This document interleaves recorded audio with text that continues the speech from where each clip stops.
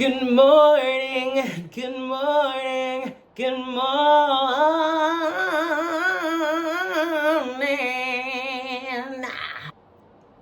Anyone knows that, comment where it's from.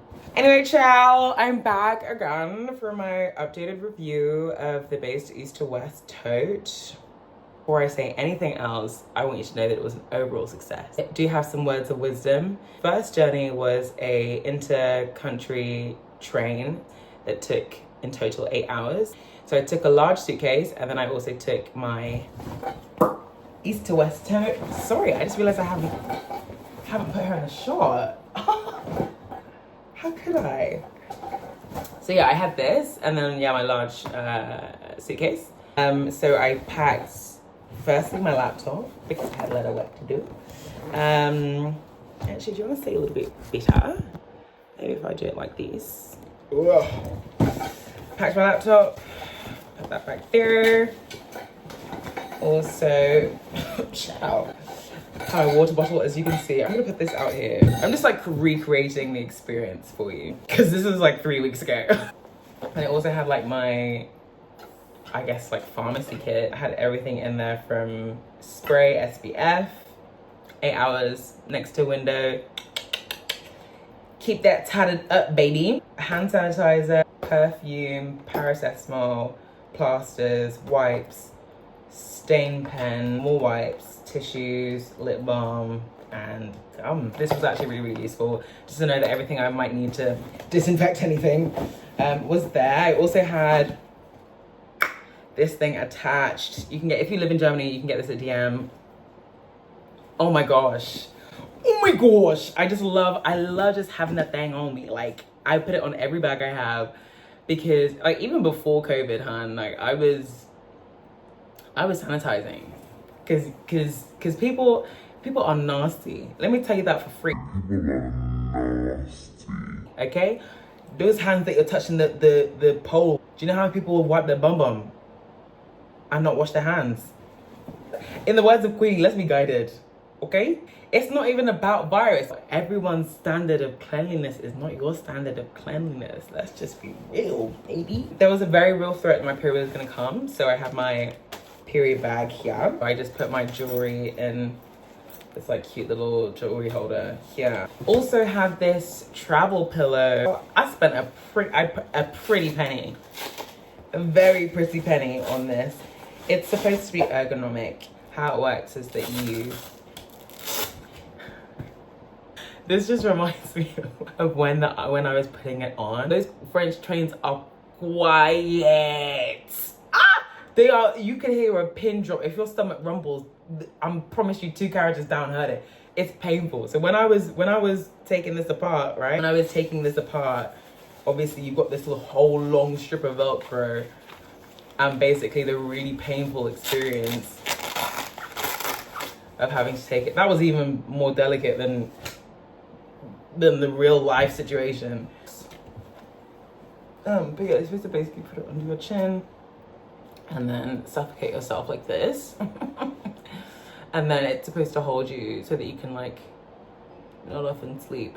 They also say that you can like do it to the side. The jury's still out on this one. I'm just not convinced.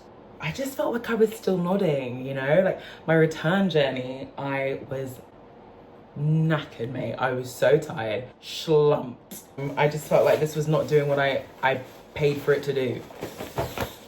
I don't know, maybe I just need to figure out the right positioning, but jury's still out on that.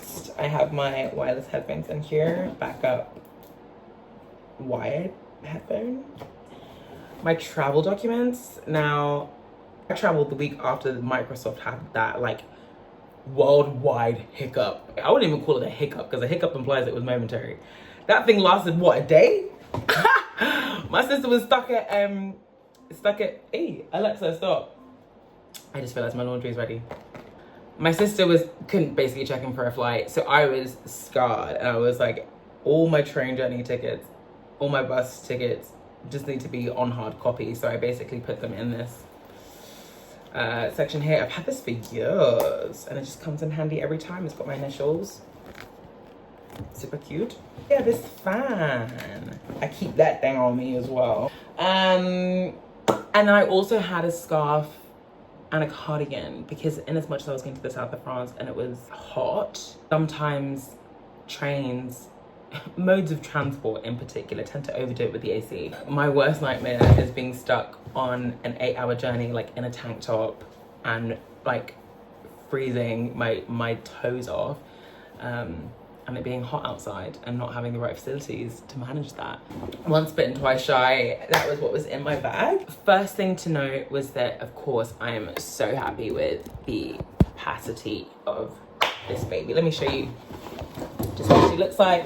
If you haven't watched my previous video, you can obviously see me doing a comparison between this and other bags, the mini weekender and also the Longchamp Le Pliage travel bag. I'm just really happy with how she functions. Like, she obviously has this medium strap and then these short straps. She does have an even longer, like a crossbody strap, but I just didn't use it for this journey. So I was very grateful that it had like options, because when I was traveling and I would have to go like up and down, up and down, up and down a lot because it was so heavy. It had so much stuff in it. Anytime I was going up the stairs, I wanted to take it off so I could carry it.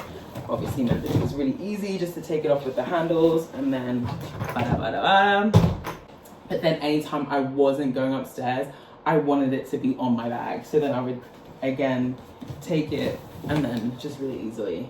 So it just meant that like everyone was playing their part. No strap was going unused. Everything was very much on payroll. Now that I'm here, this was another point, that because there was so much stuff in my bag, that it was creating a lot of tension here. And I was getting really nervous because I was like, I do not want this to then get saggy. So I basically zipped up my bag, and then I also made sure that like these smaller straps were like hooked onto the handle, which yeah, basically saved it. So yeah, she was great. She sat nicely on top of this bag. For my second journey to the UK, I used my obviously my smaller cabin bag, and it was actually a lot easier to like secure it like that. So just a word of caution to keep an eye on that, okay? I haven't quite figured out its stain resistantness. I think it's pretty good because I know it's pretty good because I had two stains after my travels. I initially thought they were just from the rain or from water like that I maybe spilled, but it just kind of stayed there, and I was like, oh. And then when I picked this up yesterday to start like preparing to record for today, I realized that I literally had left it in one spot for about 3 weeks, and in that spot there was like a sticky residue from this chair, and I don't know what it is, but I just basically took a towel and like wiped it off. Wiped it. But yeah, you can't even tell. Like, it was on the bottom. Like, I don't even know where it was. It was here. Can't even tell me. What a dream. And same for the other ones. I mean, there's like an ever so slight shadow, but like, I can live with that. Especially after 3 weeks and not being touched. Yeah, baby. So I guess my advice here is to be mindful of getting rid of stains very quickly. Now onto the main event, the main course. Does it fit under my seat? It does not fit under my seat, okay? With the train journey, I was on like a single face-to-face chair, and I basically couldn't really fit it under I could fit it under where my legs were. But because it was so bulky, I kind of had to put it on the aisle, which obviously created a lot of displeasure with the fellow travelers. So I ended up having to put it under my feet, and then someone came and sat opposite me, which meant that I had to then try and figure out what to do with it, like put it next to my feet. It didn't really fit putting it overhead, or I could visibly see that it wouldn't fit because it was so small. And so I was like, there's no way I'm going to be able to put it like that. And then I had a stroke of genius and I was like, Dis, why don't you put it in like that? So I put it in like that. It worked. However, when I was on the flight,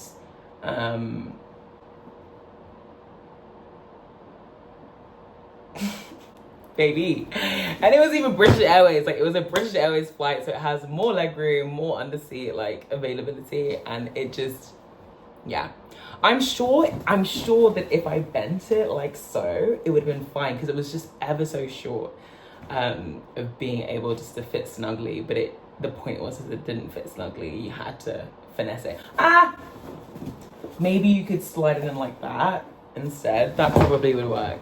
I'll give it a shot next time, and I'll try and let you know. But yeah, that was pretty much the reason why I bought this bag, so that it could work as like a personal item when I go on EasyJet flights. But it didn't even work on a British Airways flight. So yeah, that was a short and sweet update. Hope that helps with you making your decision as to whether to get the East to West bag. Overall, I would give it a solid, I'm screaming, 8.59. And the only reason I wouldn't get it like more marks is because it started to sag earlier than I wanted. But I really can't fault her. She really does her job well. She really does. And I love her. So I hope you love her too. Cheers.